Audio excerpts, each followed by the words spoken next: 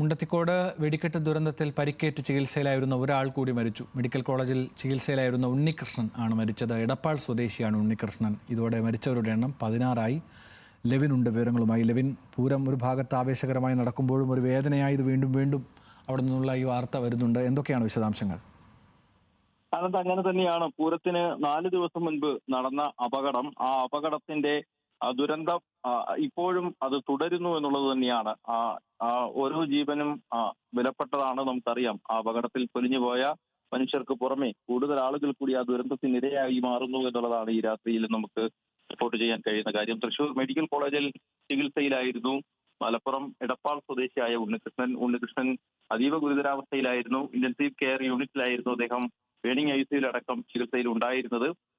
ഇന്ന് രാത്രി അദ്ദേഹത്തിന് മരണപ്പെടുകയാണ് ഉണ്ടായത് എന്നുള്ളതാണ് ആശുപത്രി അധികൃതർ അറിയിക്കുന്ന വിവരം. ഇതോടുകൂടി ദുരന്തത്തിൽ അകപ്പെട്ട് മരണപ്പെട്ടവരുടെ എണ്ണം 16 മാറിയിട്ടുണ്ട്. 12 പേരുടെ ബോഡിയാണ് ഐഡന്റിഫൈ ചെയ്തിട്ടുള്ളത്.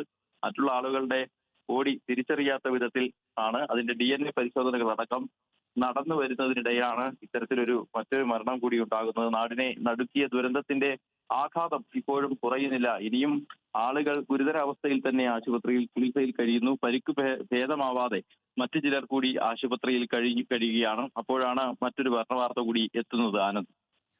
ശരി ലെവിൻ, ഏതായാലും സങ്കടകരമായ വാർത്തയാണ്. തീപ്പൊള്ളലേറ്റാൽ ഉള്ള അവസ്ഥ നമുക്കെല്ലാം അറിയാം. അതുകൊണ്ട് തന്നെ ഗുരുതരാവസ്ഥയിലുള്ളവരുടെ കാര്യവും വലിയ ആശങ്കയായി ബാക്കിയാകുന്നു. എടപ്പാൾ സ്വദേശിയായ ഉണ്ണികൃഷ്ണൻ എന്ന ആൾ കൂടി മരിച്ചിരിക്കുന്നു.